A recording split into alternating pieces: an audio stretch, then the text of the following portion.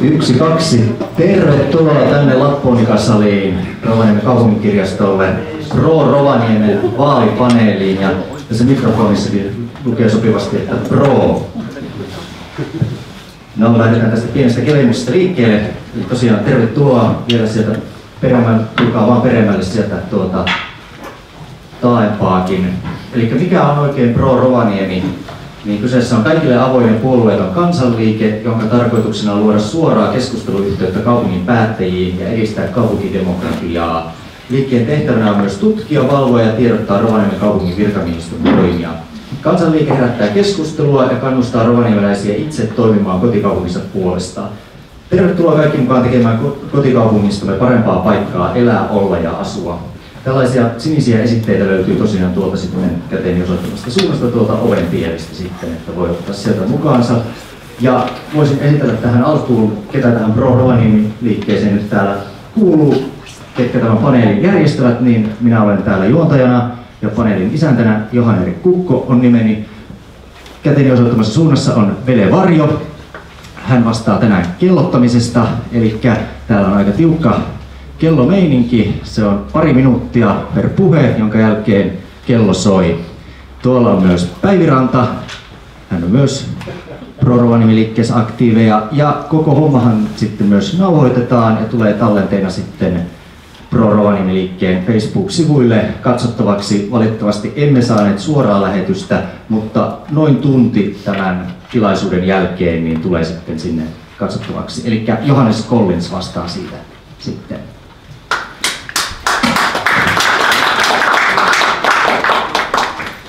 Ja pitemmittä puhetta lähdetään liikkeelle.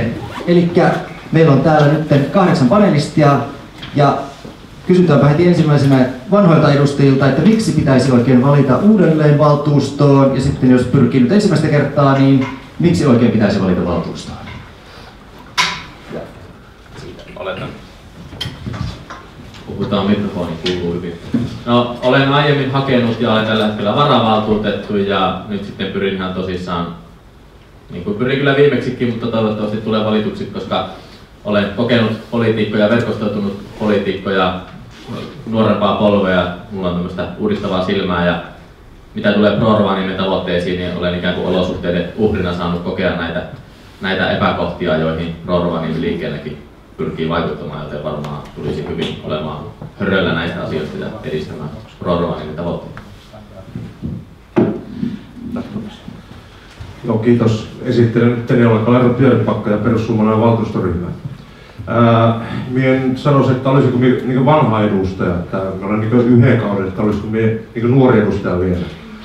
Mutta iältäni olen tietenkin 60. No, miksi minut pitäisi valita, niin sen tietenkin äänestäjä päättää. Ja totta se äänestäjä on katsonut se minun työskentely siellä valtuustossa, että onko se sen äänen arvoinen.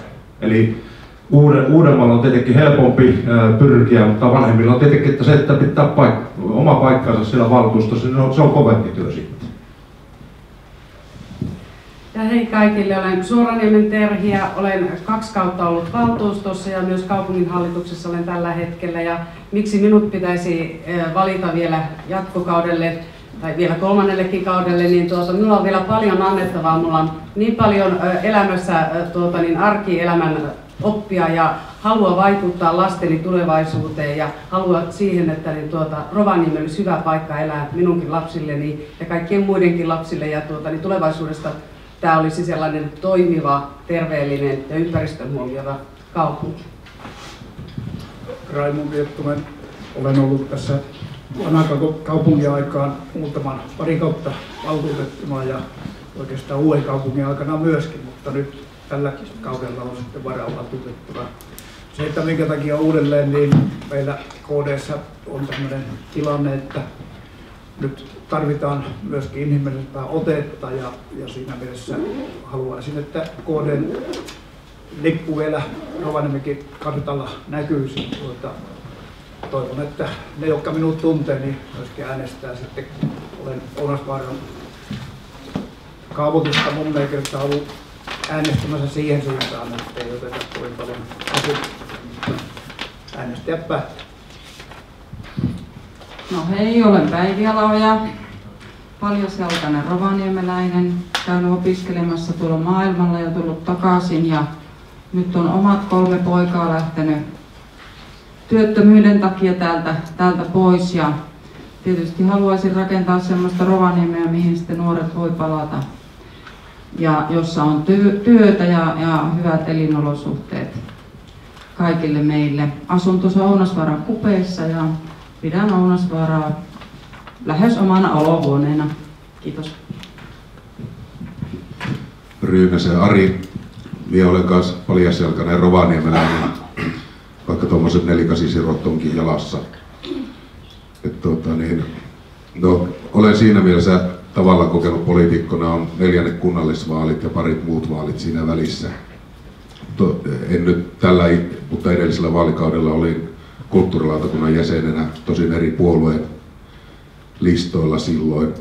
Nyt on tarkoitus, että niin saadaan piraatit läpi, tuodaan avoimuutta päätöksentekoa alusta alkaen, että kansalaisten ei tarvitse ihmetellä enää, että niin kuka näitä on päättänyt ja minkä ihmeen perusteilla. Eli faktoja vaaditaan. Sen takia kannattaa äänestää piraattia. No niin, Jorma Kuisti jo vuodesta 1963 ollut rovaniemeläinen, että sukat jalassa tulin tänne vuoden vanhana. Ja miksi minut kannattaa valita, niin olen ollut 12 vuotta valtuustossa, välillä oli 8 vuotta taukoa. Olen aina uskaltanut esittää erilaisia ratkaisuja. En ole koskaan lähtenyt tähän kelkkaan, millä tätä Rovaniemellä on pilattu ja tuhottu. Pitänyt valtuustossa puheenvuoroja, joskus saanut jopa kannatusta, joitakin asioita läpikin. Mutta haluan tehdä asiat hieman toisin kuin tällä hetkellä tehdään. Mulla on laajat verkostot, mulla on hyvä ulosanti sekä suullisesti että kirjallisesti ja uskon, että sitä kautta pystyn vaikuttamaan vähän laajemminkin asioihin. Mä olen Liisa Ansala ja keskustan ehdokas, Rovaniemen kaupunginhallituksen puheenjohtaja ja Lapin yliopiston suunnittelija. Ja yksi ehkä tämän porukan konkareita, 12 vuotta on valtuustossa jo takana ja silti vaikka kauan on ollut politiikassa, niin minä jaksan silti innostua. Mulla on loputon halu parantaa maailmaa. Minä tiedän, että se tapahtuu hitaasti, mutta minä uskon, että määrätietoisilla toimilla niin askel kerrallaan parempaa Rovaniemeä. Kiitoksia paneelisteille tästä avauksesta ja annetaan kellottaa sitten. Nyt aletaan kellottaa. Annetaan Kalervalle mikrofoni ja seuraava kysymys kuuluukin, että mitä pidätte tärkeänä Rovaniemellä? Mikä on tärkeä paikka Rovaniemellä ja minkä takia? Ja jatkokysymyksenä vielä, että nimetkää itselle jokin tärkeä 10 vuoden aikana tapahtunut merkittävä asia, joka on tapahtunut juuri Rovaniemellä. Joo, kiitoksia. Tärkeä paikka mulla on tietenkin tuo napapiiri, koska asun Nivaanvaarassa. Napapiirin kehittäminen on nyt saatu käyttöön oikein tohinalla ja toivon, että se ei laajenee vai sehän on laajentunut jo Syväsen vaarallekin. Mikä tässä 10 vuoden aikana olisi semmoinen, mikä ajattelisin, on tietenkin Ounasvaaran kehittyminen. Yhtä lailla kuin Nivaanvaarankin, minulle että Ounasvaarasta, kun saadaan semmoinen urheilullinen, liikunnallinen ja matkailullinen hyvä keskus, niin meillä on veroeuroja tulevaisuudessa tuottaa ne kaikki palvelut, mitä meidän väestö tarvitsee.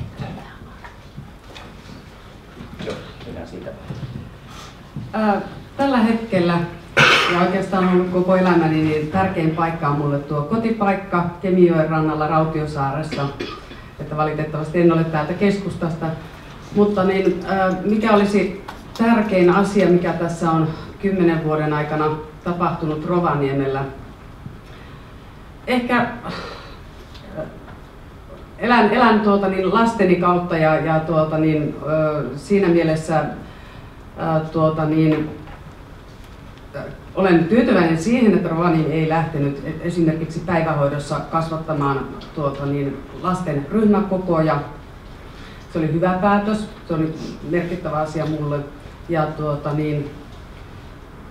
totta kai matkailun kehittyminen on ollut hieno asia, että se tuo toimeentuloa tänne. Itse olen ammattiyhdistysaktivisti, niin siinä näen kyllä varjopuoliakin, mutta kyllä nämäpä oikeastaan tässä. niin minulle tärkein paikka on varmaan, niin kuin monella muullakin, koti, joka on tuolla paremmin Itä-Kairan puolella, eikä on tuolla Onarinteen, asun siellä ja toisaalta lastenlapsia on tuossa Oikaraisessa, niin siinä ne tärkeimmät. Toisaalta jos tärkeintä tapahtumaa, että se noin 10 vuoden sisällä voisi ajatella, niin minusta se, että kaupunki ja maalaiskunta pani hynttyyt yhteen, se oli yksi aika tärkeä tekijä, joka tänä päivänäkin näyttää vielä vaikuttavan tämmöistä virkeystä täällä. No joo, kotihan se ihmiselle se tärkein paikka on ja kuten jo äsken sanoin, niin käyn melkein joka päivä Ounasvaaralla hiihtämässä tai lenkkeilemässä, se kuvaan kävelemässä. Eli se on melkein semmoinen toinen koti ja ehkä dramaattisin, mitä omalle kohdalle on sattunut nyt 10 vuoden aikana, niin lasten lähtö kotoa 800 kilometrin päähän, 900 kilometrin päähän. Ehkä se on niin se pahin. Joo, kotihan se tärkeä on. Itse kun asunut sekä Korkalovaarassa että niin keskustatuntumassa ja nyt Rantavitiikalla rapia 20 vuotta, niin vaikea sanoa, onko jotain erittäin tärkeää paikkaa Rovaniemelle. Kerta minä tykkään koko kaupungista monipuolisuuden vuoksi. Ja minulle, vaikka itse en hirveästi enää nykyisin jaksa laiskuttani kuleskella luonnossa, mutta niin kyllä se tämä ympäröivä luonto on. Ja yksi mikä on se, että niin noita kerrostaloja aletaan tunkemaan perinteiselle omakotitaloalueelle, vaikka meillä lääniä kyllä riittäisi rakentaa täällä pikkusen syrjempäänkin.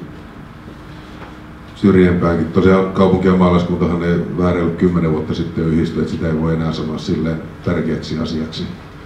Mutta kyllä se vielä vaikuttaa valitettavasti hyvällä ja huonolla tavalla tähän toimintaan. Oliko tässä joku muukin kuin paikka ja tapahtuma? Niin, mikä on tärkein paikka Rovaniemellä ja minkä takia, tai mitä pidätte itselle tärkeänä juuri Rovaniemellä ja jotain merkittävää, mitä on tapahtunut 10 vuoden aikana? Joo, jos lähtee tuosta tärkeimmästä tai merkittävimmästä tapahtumasta, niin kyllä mulle merkittävin tapahtuma 10 vuoden sisään on meidän Iltatähden syntymä. Se on nyt 8-vuotias, että sopii tuohon haarukkaan. Se on iso asia, mulla on 2 isompaa poikaa, jotka lähtee kohta maailmalle ja se pitää ihmisen aika hyvin arjessa kiinni, kun kotona on pieni. Et kyllä, ja sitä kautta on seurannut edelleen tuota päiväkotitoimintaa. Tällä hetkellä sitten peruskoulua ja lukiota seuraillaan. Se antaa perspektiiviä asioihin. Nuorten ja lasten asiat on mulle ollut ensiasia. Tärkein paikka, en tiedä tärkein, mutta ainakin hyvin merkittävä paikka mulle on tuo Kemijoki. Tuossa ostettiin kimppavene 2 naapurin kanssa, koska 5 vai 6 vuotta sitten semmoinen kalastajavene Hailuodossa, joka kulkee todella hitaasti, sillä ei ole kiire koskaan mihinkään.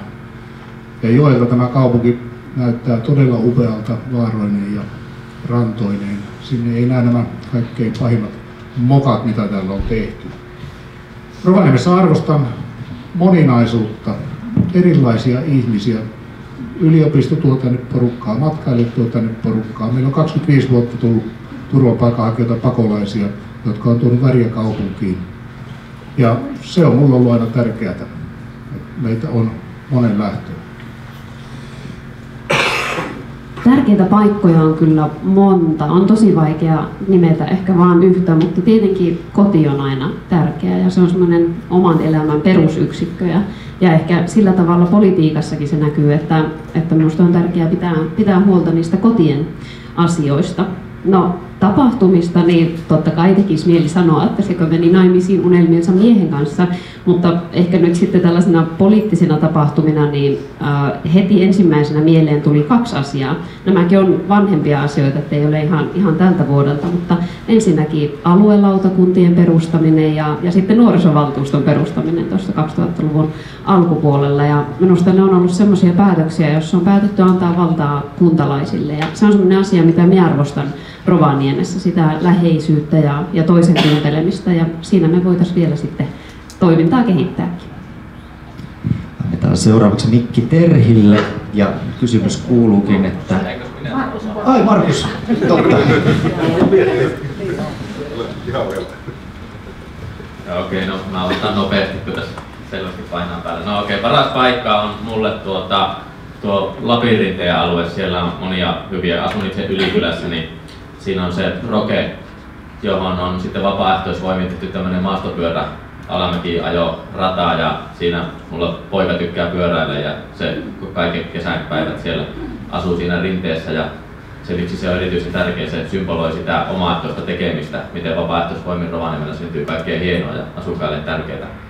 Ja siinä on myös samalla seudulla sitten siinä Ylikylässä Aunesjoki, mikä on tää mulle se ulkoilualue, että sinne jäälle on tullut mentyä ulkoilemaan talvisin ja kesäisin siinä voi käydä uimassa ja muuta. Paras tapahtuma, noin poliittisesti en oikein osaa ottaa kantaa, kun tuntuu, että itselle tärkeiden poliittisten tavoitteiden suhteen on mennyt minun Rovaniemellä asumisen aikana kaikki päin. No, mutta henkilökohtaisessa elämässä niin tämmöisen paljon Rovaniemellä ja sen hellun olen löytänyt, ja se on minulle hienointa täällä. Ja se mitä arvostan Rovaniemellä, mikä täällä Rovaniemellä on erityisen hienoa, kun en ole täältä kotoisin ja olen muuallakin ehtinyt asua useammassa paikkaa, niin täällä tämä omaehtoinen tekeminen, se aivan uskomaton tämmöinen vapaaehtoinen